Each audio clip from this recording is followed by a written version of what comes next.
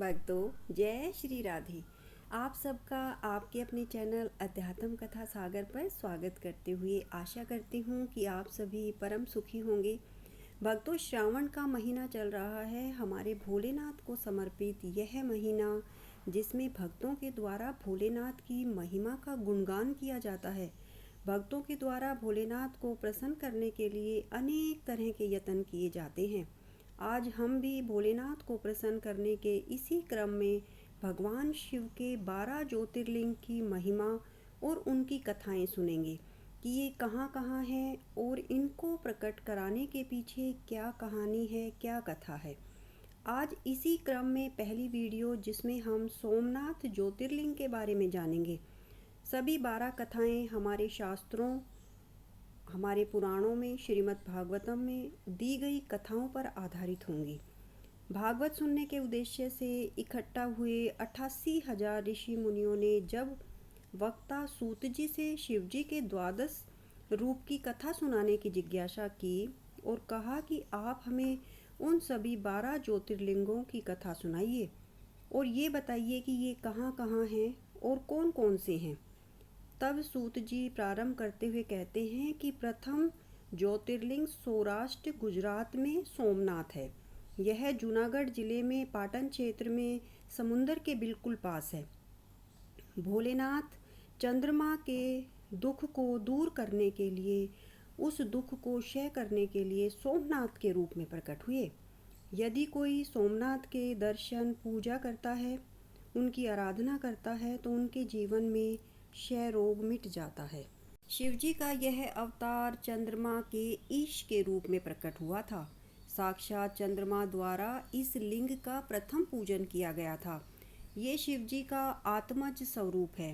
इनका दर्शन, पूजन करने से मनुष्य संसार के सारे सुख भोग कर मरने के बाद परम मुक्ति को प्राप्त कर लेता है। अब हम सुनेंगे कि किस परिस्थिति में सोमनाथ प्रकट हुए। ये सारी कथा भागवत के 6ठे स्कंद में है। ये कथा दक्ष प्रजापति से शुरू होती है कि जब सती ने अपने पिता दक्ष के घर अग्नि कुंड में अपना देह त्याग दिया था और शिवजी के गणों ने उस यज्ञ को तहस नहस कर दिया था और दक्ष का भी सिर काट दिया था। इस तबाही के बाद जब भोलेनाथ का क्रोध शांत हुआ और देवताओं ने दक्ष को फिर से जिंदा करने की प्रार्थना की, तब दक्ष को जिंदा करने के लिए उन्हें बकरे का सिर लगा दिया गया था। अब बकरे का सिर लेकर दक्ष तो रोज अफसोस करते थे कि शिव से पंगा न लिया होता तो अच्छा रहता। इसी दुख में उन्होंने अपने प्राण त्याग दिए। वे अगले जन्म में भी दक्ष बने और इस जन्म में उन्होंने भगवान की गुह्य स्तुति की। उनकी स्तुति से भगवान प्रसन्न हो गए और उन्हें प्रसन्न होकर वरदान दिया कि तुम विवाह करो और खूब आगे बढ़ो। एक पंचजन नाम के प्रजापति थे जिनकी पुत्री का नाम था पंचजनी। दक्ष का विवाह पंचजनी से हुआ। भगवान के आशीर्वाद से उनके यहाँ 10,000 पुत्रों का जन्म हुआ। पुत्रों का नाम रखा गया हरिश्यव। जब ये थोड़े बड़े हुए तो इनको वेदों की, शास्त्रों की विद्या प्राप्त करने के लिए, तपस्या करने के लिए नारायण सरोवर में भेज दिया गया। इन्होंने वहाँ पढ़ाई की। जब ये 25 साल बाद वापस अपने घर लौट रहे थे तो नारद मुनि ने इनको रास्ते में ही रोक लिया और इनको ब्रह्म ज्ञान देकर सबको ब्रह्मचारी बना दिया। दक्ष को जब ये बात पता लगी तो उन्हें क्रोध आया, लेकिन वे कुछ नहीं कर सके। अब दक्ष के यहाँ पंचजनी से फिर से 1,000 पुत्रों का जन्म हुआ। उन पुत्रों को भी पढ़ने के लिए आश्रम में भेजा गया। फिर से नारद मुनि ने आकर उनको रोका और कहा कि तुम भी वही करो जो तुम्हारे भाइयों ने किया था। उन्होंने पूछा कि भाइयों ने क्या किया था? तुम्हारे भाई तो ब्रह्मचारी बन गए थे। नारद मुनि ने उत्तर दिया और उनको भी इसी तरह से उन पुत्रों को भी ज्ञान देकर ब्रह्मचारी बना दिया। जब दक्ष प्रजापति को इस बात का पता लगा तो उन्होंने नारद मुनि को खूब भला बुरा कहा और कहा कि तुम कहीं रुकोगे तभी किसी को ज्ञान दे पाओगे ना। मैं तुम्हें श्राप देता हूँ कि तुम 2 घड़ी या 2 मुहूर्त से ज़्यादा एक जगह नहीं ठहर पाओगे। पुत्रों के ब्रह्मचारी बनने की बात से दक्ष बहुत ही परेशान होकर अपने पिता ब्रह्मा जी के पास गए कि पिताजी, आपकी आज्ञा के अनुसार मैं प्रजा को बढ़ाने का कार्य कर रहा था, लेकिन ये देखो नारद को सबको ब्रह्मचारी बना रहा है। तब ब्रह्मा जी ने कहा कि दक्ष, तुम पुत्रों को नहीं कन्याओं को जन्म दो।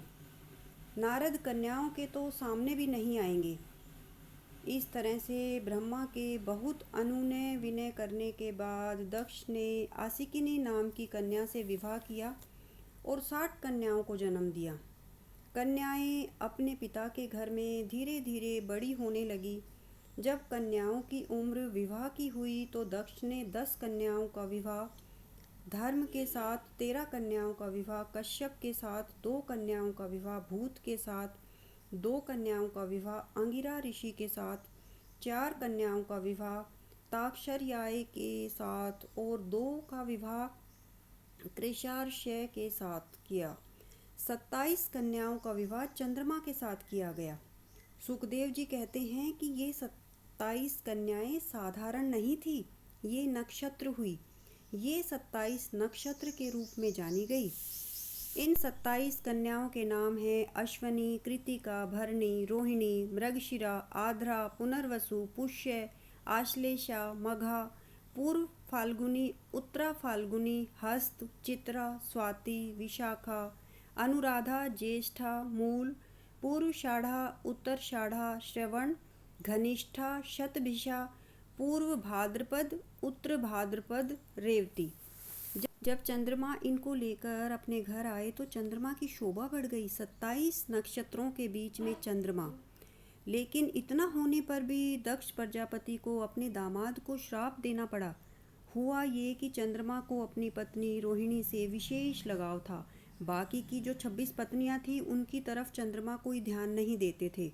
26 पत्नियां दुखी रहने लगी, चिंता से सूखने लगी।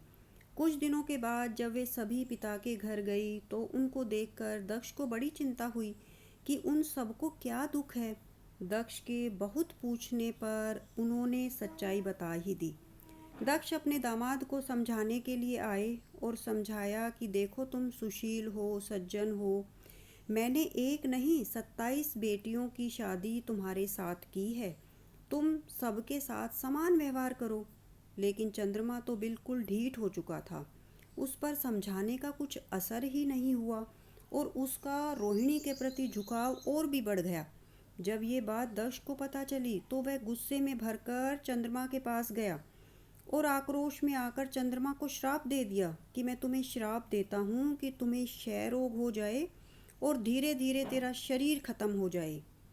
दक्ष प्रजापति का ये श्राप सुनकर लोकपाल, चर अचर, ऋषि मुनि, देवता सभी कांप गए, क्योंकि चंद्रमा से ही सभी पेड़ पौधों, औषधियों को पोषण और विटामिन मिलते हैं। अगर चंद्रमा का क्षय हो गया तो हमारे शरीर को भी औषधि नहीं मिलेगी और हमारे शरीर का भी धीरे धीरे क्षय हो जाएगा, नाश हो जाएगा।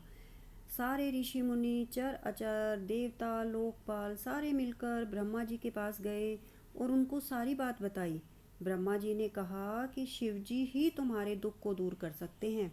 तुम सब सौराष्ट्र में चंद्रमा को लेकर जाओ और एक पार्थिव शिवलिंग की स्थापना करके महामृत्युंजय का जाप करो। अब चंद्रमा तो डर गया था। उसने तप शुरू किया और महामृत्युंजय का 10 करोड़ का जप कर दिया। शिव जी उस जप से प्रसन्न होकर प्रकट हुए। चंद्रमा ने शिवजी से कहा कि हे महादेव, मेरे से दक्ष प्रजापति और मेरी पत्नियों के प्रति अपराध हो गया है और दक्ष प्रजापति ने मुझे श्राप दे दिया है। मेरे शरीर में क्षय रोग हो गया है।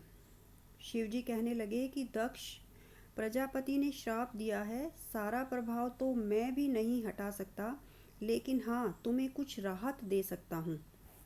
दिए गए श्राप की मर्यादा रखने के लिए ये तो होगा कि तुम्हारे शरीर का क्षय तो होगा, लेकिन कृष्ण पक्ष में तुम्हारी एक एक कला का क्षय होगा। लेकिन ये मैं तुम्हें वरदान देता हूँ कि हर एक शुक्ल पक्ष में तुम्हारी एक एक कला बढ़ती जाएगी। शिवजी ने तथास्तु कहा और कहा कि मैं तुम से प्रसन्न हूँ और भी कुछ मांगना चाहते हो तो मांग लो। तब चंद्रमा ने कहा कि हे महादेव, मेरे जैसे दुखी अनेक इस सृष्टि में होंगे। जैसे आपने मेरा दुख कम किया है, आप उनका भी करना। इसलिए मेरी ये इच्छा है कि आप यहाँ जहाँ खड़े हो, यहाँ से कहीं नहीं जाओ। तब शिवजी कहने लगे कि तुमने मेरी उपासना की है और तुम्हारी ये इच्छा है कि मैं यहाँ रहूँ, तो मैं आत्मज शिवलिंग के रूप में यहाँ रहूँगा। और ये कहकर शिवजी खड़े खड़े एक शिवलिंग के रूप में बदल गए। इस प्रकार प्रथम ज्योतिर्लिंग प्रकट हुआ। आज भी समुंदर के किनारे गुजरात में ये दिव्य मंदिर खड़ा है, जहाँ स्वयं शिवजी शिवलिंग के रूप में विराजमान हैं। भक्तों, यह थी एक छोटी सी पौराणिक कथा जिसको बहुत ही सरल भाषा में सुनाया गया है। भगवान भोले बाबा की जय। अवश्य लिखना, वीडियो को लाइक और शेयर करना। आप आने वाली वीडियो का इंतज़ार करना, जिसमें हम मल्लिकार्जुन शिवलिंग की कथा सरल भाषा में सुनेंगे। आप पहली बार चैनल पर कथा सुन रहे हैं तो चैनल को कृपया सब्सक्राइब कर लीजिए, ताकि भविष्य में आने वाली सभी 12 ज्योतिर्लिंगों की कथा की वीडियो की नोटिफिकेशन आप तक सबसे पहले पहुँचे। धन्यवाद।